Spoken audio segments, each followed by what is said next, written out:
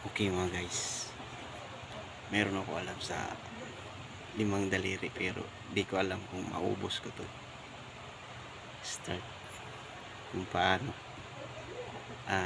Lahat nito may mga simbolo kung tawagin.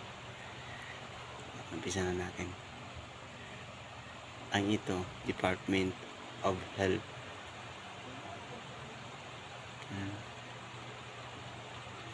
Ito, Department of Health.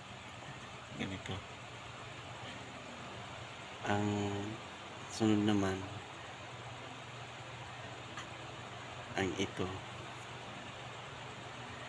Department of Finance. Kung wala ka ng pera, financial, sangla mo, sing-sing. Ito, madali. Kung sangla, may pera ka na, diba? Tapos ito, Department of Interior.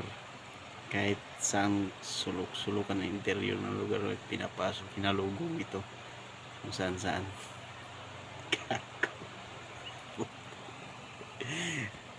Maraming salamat po. Hindi ko naubos kung mayroon pa ng dalawa. Ito pala. Ito, Department of Education.